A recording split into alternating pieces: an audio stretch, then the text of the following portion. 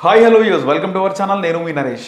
నిన్న మచిలీపట్నంలో జనసేన ఆవిర్భావ సభ దుమ్ము రేపిందనే చెప్పుకోవాలి. పవన్ కళ్యాణ్ విజయవాడ వీధుల్లో ఎంట్రీ, ఆ జన సైనికులు అవన్నీ చూస్తుంటే ప్రత్యర్థుల గుండెల్లో రైళ్లు పరిగెత్తాయనే చెప్పుకోవాలి. ఈ సందర్భంగా అసలు జనసేన ఆవిర్భావ సభ ఎలా జరిగిందనే అంశంపై మనతో మాట్లాడడానికి జర్నలిస్ట్ బాలుగారు ఉన్నారు. బాలుగారు నమస్కారం. నమస్తే. పవర్ స్టార్ జనసేన అధినేత పవన్ కళ్యాణ్ గారి జనసేన ఆవిర్భావ దినోత్సవం ఎలా జరిగింది మీ విశ్లేషణలో? సాధారణంగా ఏంటంటే ఒక్కొక్కరికి ఒక అవకాశం కోసం ఎదురు చూస్తూ ఉంటారు. అంటే ఉదాహరణకి మనము పాస్ అయ్యామా లేదని తెలియడానికి ఒక ఎగ్జామ్ పెట్టాలి. ఎగ్జామ్ పెడితేనే మనము పాస్ అయ్యామా లేకపోతే ఫెయిల్ అయ్యామో తెలుస్తుంటుంది. అటువంటి అవకాశమే నిన్న పవన్ కళ్యాణ్కి దక్కింది అనుకోవచ్చు. ఎందుకంటే ఒక పార్టీ పెట్టిన 10 సంవత్సరాలలో కేవలం ఒక సీటుకి మాత్రమే పరిమితమైనటువంటి ఘన చరిత్ర కేవలం ఒక జనసేనకి ఉందని చెప్పి 2 రోజులుగా మనం అనుకుంటున్నాం. సరే, కారణాలు ఏవైనా కానీ ఎందుకు గెలిచాడు ఎందుకు గెలవలేదన్నది పక్కన పెడితే నిన్న మచిలీపట్నం బందర్లో జరిగినటువంటి సభ ఖచ్చితంగా పవన్ కళ్యాణ్ పార్టీకి ఒక ఊపిరి లూదిందని చెప్పాలి. ఎందుకంటే అంతమంది అశేష జనవాహిని ఖచ్చితంగా ఆ పార్టీకి ఖచ్చితంగా అవసరమని చెప్పాలి. పవన్ కళ్యాణ్ ప్రతిసారి అనే మాట ఏంటంటే, మీరు నాకు సభకు వస్తున్నారు, ఎక్కడికి వెళ్తే అక్కడ లక్షల్లో జనం వస్తున్నారు, నన్ను సీఎం అంటున్నారు, కానీ ఓటు మాత్రం పక్క పార్టీకి వేస్తున్నారు, వైసీపీకి వేస్తున్నారు.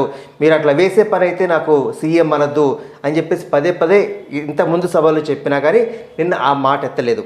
ఎందుకంటే నిన్న ఆయన ఏమన్నాడు, నన్ను ప్యాకేజీ స్టార్ అంటున్నారు, 1000 కోట్లు అంటున్నారు, 100 కోట్లు అంటున్నారు. గతంలో నేను ఒక సభలో చెప్పెత్తి కూడా చూపించారు. ఇవన్నీ గుర్తు చేస్తూ లోపాయకారకంగా ఒప్పందాలు ఏవైతే ఉన్నాయో అవి లేవు అంటూనే చివరిలో ముగింపు సభగా మీరందరూ ఏమనుకుంటున్నారో ఖచ్చితంగా అదే జరుగుతుంది అని ఉటంకిస్తూ అల్టిమేట్గా ఆయన ఏమన్నాడు, మీరు డబ్బులు వేరే పార్టీ వాళ్ళు ఇస్తే డబ్బులు అక్కడ తీసుకొని నాకు ఓటు వేయండి, ఈసారి 175 స్థానాల్లో ఖచ్చితంగా నిలబడతాము, అన్ని పార్లమెంట్ స్థానాల్లో నుంచొని పవన్ కళ్యాణ్తో సహా ఎంతమంది నుంచున్నారో అంతమంది ఈసారి అసెంబ్లీకి అటు పార్లమెంట్కి పంపిస్తానని చెప్పి గట్టిగా మాట్లాడిన సందర్భం మనం చూస్తున్నాం. సో రెండోది, ప్రతిసారి కూడాను కుల ప్రాతిపదిక మీద ఎప్పుడు ఇంతవరకు పవన్ కళ్యాణ్ మాట్లాడలేదు. మొట్టమొదటిసారిగా నిన్న కాపు కులస్తుల గురించి, అట్లాగే బలిజులు, బీసీలు, ఎస్సీ ఎస్టీలు, అణగారి కులాల గురించి మాట్లాడుతూనే మరోపక్కన ఓసీలకి అగ్రవర్ణాలకు సంబంధించి ఆ పదం 2-3 సార్లు ప్రస్తావించాడు పవన్ కళ్యాణ్. అగ్రవర్ణాలకు కూడా ఎటువంటి ఇబ్బందికి కలగకుండా ఫీజు రీయింబర్స్మెంట్ గురించి కావచ్చు, ఇతరితర అంశాలు ఏదైతే ఉద్యోగాలకు సంబంధించి అన్ని గురించి మాట్లాడుతూ కొన్ని ప్రదేశాలలో, ఇప్పుడు ఉదాహరణకి అనంతపురం లేకపోతే రాయలసీమలో రెడ్లు ఎక్కువగా ఉంటారు, అవడానికి అగ్ర కులస్తులు అయినప్పటికీ కూడా ఇప్పటికీ ఇంకా వెనకబడిన వాళ్ళు చాలామంది ఉన్నారు. కొన్ని ఊళ్ళలో బస్సెస్ లేవు, రోడ్లు లేవు, ఇట్లా అనేక విషయాల గురించి ప్రస్తావిస్తూ అగ్రవర్ణాలకు కూడా ఎటువంటి ఇబ్బంది కలిగకుండా, అంటే పవర్లకు వస్తానా రానా అని తీసి పక్కన పెడితే పవర్లోకి వస్తే నేనేం చేస్తానని చెప్పి చెప్పకనే చెప్తూ పవన్ కళ్యాణ్ నిన్నటి సభని ఒక విధంగా జన సైనికులకి గట్టిగా ఒక కొత్త ఆశని జవసత్వాలను నింపడానికి ఖచ్చితంగా అనుకోవాలి. మరో పక్కన తీసుకున్నట్లయితే వైసీపీ పార్టీ వాళ్ళకి గట్టి కౌంటర్ ఇచ్చాడు. అదేవిధంగా టీడీపీ పార్టీ వాళ్ళు కూడా ఇచ్చినట్టు కాకుండా ఇచ్చినట్టుగా, ఎందుకంటే మొన్న హరిరామ జోగయ్య గారు టీడీపీతో పొత్తు అంటున్నారు, 25 సీట్లు అంటున్నారు. ఇవన్నీ ఏమి ఉండవని చెప్తూనే ఒక పక్కన మైత్రి ఉంటుందంటూ మరో పక్కన మైత్రి ఉంటుందా అని ఒక చిన్న సందిగ్ధం. ఎందుకంటే అన్లెస్ అదర్వైజ్ వాళ్ళు అఫీషియల్గా అనౌన్స్ చేస్తే తప్పిస్తే మనం డిక్లేర్ చేయలేనటువంటి ఒక సైద్ధాంతికమైనటువంటి పార్టీ అంతర్గత విషయాలు, దాని గురించి ఆయన మాట్లాడలేదు, మనము మాట్లాడలేము. ఇకపోతే సభ ఎట్లా ఉంటుంది, బందర్లోనే ఎందుకు పెట్టారంటే, ప్రధానంగా కాపు కులస్తులు వెనకేసుకొస్తున్న పవన్ కళ్యాణ్, ఇతరితర అంటే ముద్రగడ పద్మనాభం అట్లాంటి వాళ్ళు ఉన్నప్పటికీ కూడాను చిరంజీవి తర్వాత ఆ సామాజిక వర్గం నుంచి ఒక పార్టీ పెట్టి ఈ స్థాయిలో ఇంత దూరం తీసుకొచ్చినటువంటి పవన్ కళ్యాణ్ ఖచ్చితంగా ఆ కులస్తులన్నీ నోట్ చేయకుండా ఖచ్చితంగా ఉండలేడు.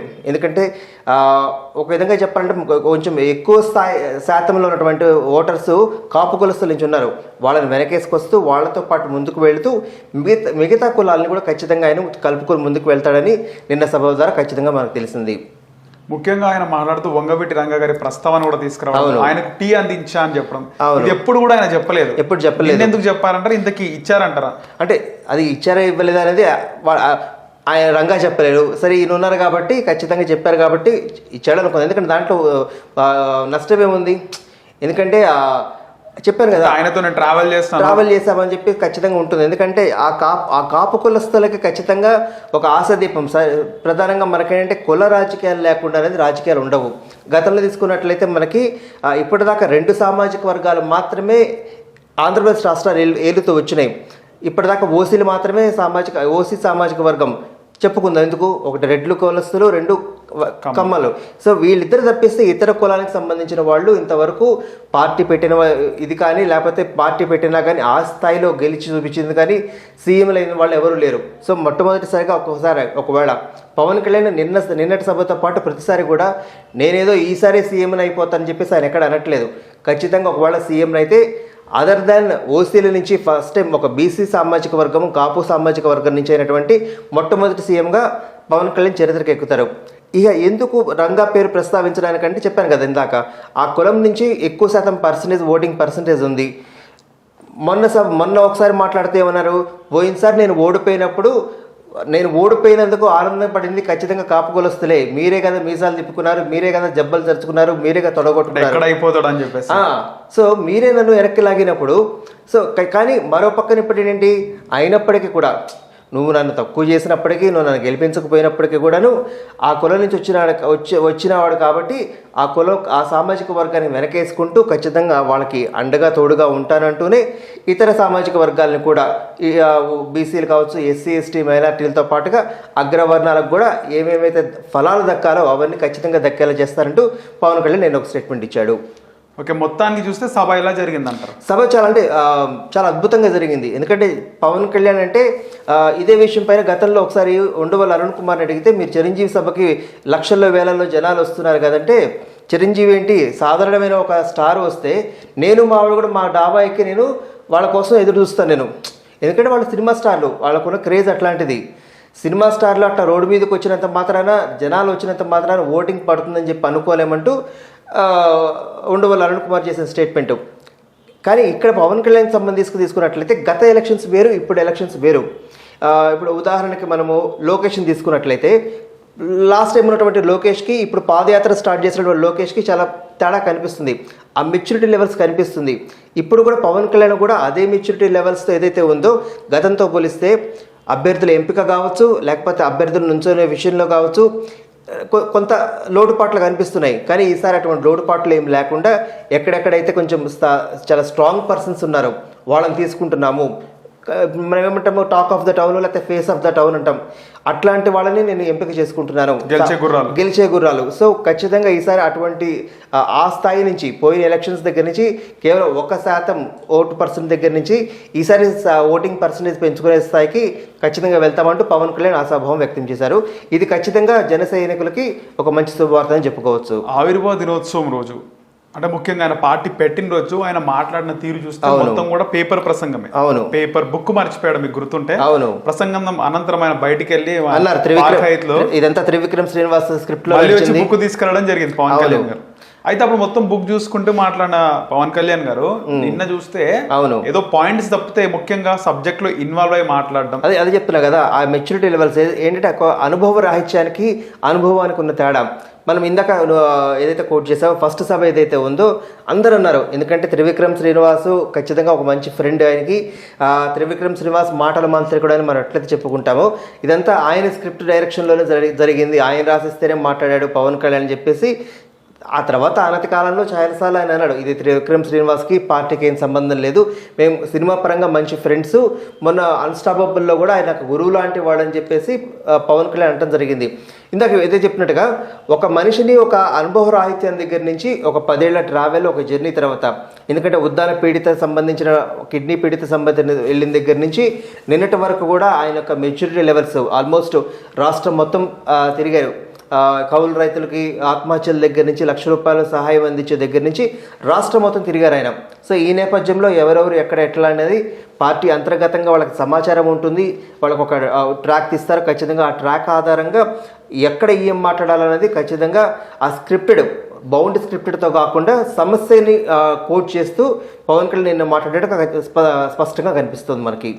ఇంకో విషయం ఇక్కడ మాట్లాడుకుంటే, పవన్ కళ్యాణ్ ముందు నుంచి కూడా ఎప్పుడైతే శ్రీజ మ్యారేజ్ జరిగిందో అప్పటి నుంచి కూడా ఆయన ఒక ప్రసంగం కానీ, లేకపోతే అప్పట్లోనే ఆయనకు ప్రజల్లో లేకపోతే ఏదైనా సొసైటీకి, సమాజానికి ఏదో ఒకటి చేయాలనే ఉద్దేశంతో ఒక ఫ్లెక్స్ని ఏర్పాటు చేయడం జరిగింది. అవును, నార్మల్గా అందరు కూడా ఆలోచించారు, అంటే ముఖ్యంగా రాజకీయ నాయకులు దీని గురించి ఆలోచిస్తారు, అంటే ప్రోటోకాల్. అవును, ఒక గాంధీ గారిని, మదర్ తెరీసా గారిని, అంబేద్కర్ గారిని ఇలా వాళ్ళ ఫొటోస్ పెట్టి నేను ఏదో ఒక రోజు ప్రజల్లోకి వస్తానని చెప్పి ఆనడైన చెప్పడం జరిగింది. అవును. ఇంతకీ బాలు గారు మీ అనాలిసిస్ ప్రకారం అంటే అది ఆయనకు ఎందుకు అలాంటి ఆలోచన ఎందుకు వచ్చిందంటారు? అప్పుడే నేను జనాల్లోకి రావాలి, సొసైటీని మార్చాలి, సమాజాన్ని మార్చాలి, రాజకీయాలకు రావాలని వస్తా అని ఒక టైం వచ్చినప్పుడు ఆయన చెప్పడం జరిగింది. ఎందుకు వచ్చిందంటారు? దానికి కారణం ఏంటంటే మనం ఊహించుకోవడానికి అవకాశం లేకుండా మొన్న అన్స్టాపబుల్ షోలో ఆయన రివీల్ చేశారు.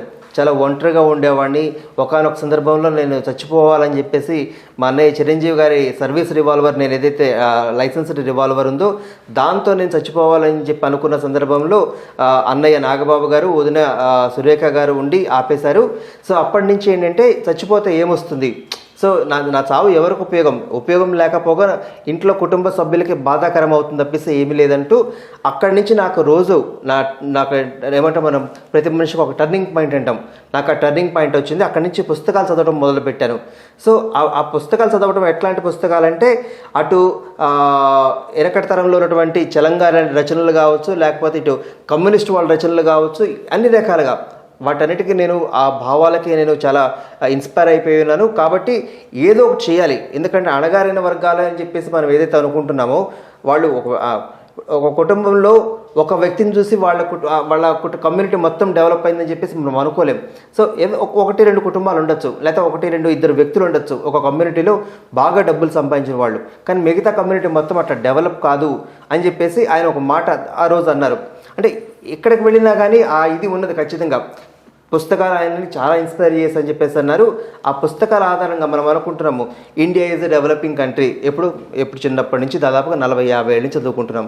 ఇప్పటికీ ఇంకా India is a developing country. ఇవన్నీ ఆయనకి మనసులో ఆ భావాలు ఉండిపోయినాయి. కాబట్టి ఎంతకాలమైనా కానీ మనుషులు ఇట్లాగా ఉన్నారు, మనుషుల్లో మార్పు రావట్లేదు, ఈ మార్పును తీసుకురావాలని చెప్పేసి ఆ పుస్తక రచనల నుంచి నేను ఇన్స్పైర్ అయినట్టుగా పవన్ కళ్యాణ్ చెప్పారు. దాని ఆధారంగానే ఆయన రాజకీయాల్లోకి రావటము. అంటే సాధారణంగా మనం చూడొచ్చు, ప్రజారాజ్యం పెట్టినప్పుడు పవన్ కళ్యాణ్ కూడా యువరాజ్యం అధ్యక్షుడిగా చేశారు, రాలేదు. కానీ మన్నయ్యనే గెలిపించిన వాళ్ళు నన్ను ఎందుకు గెలిపిస్తారని చెప్పి అనుకోలేదు. చిరంజీవి గారు కొన్నటువంటి చిరంజీవి గారు చాలాసార్లు అన్నారు నన్ను బలవంతంగా లాగారని, కానీ ఈయనగా ఫోర్స్ చేసుకొని ఈయన ముందుకు వచ్చాడు పవన్ కళ్యాణ్. ఎందుకంటే ప్రజలకు ఎందుకు చేయాలని చెప్పేసి ఆ పుస్తకాల ఇన్స్పిరేషన్తో ఖచ్చితంగా బయటకు వచ్చారు. పార్టీ పెట్టినప్పుడు అంటే పార్టీ పెట్టి ఓడిపోయినప్పుడే నేను ఇంత చేయగలిగినప్పుడు రేపొద్దు నన్ను మీరు గెలిపిస్తే నేను ఇంకెంత చేస్తానని చెప్పి నిన్న మచిలీపట్నంలో అంటాము.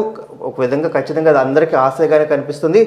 చూడాలి రాబోయే రోజుల్లో ఎట్లా ఉంటుంది, ఎవరెవరికి ఎన్నెన్నో ఓట్లు వస్తాయని. రైట్ అండి, థ్యాంక్ యూ.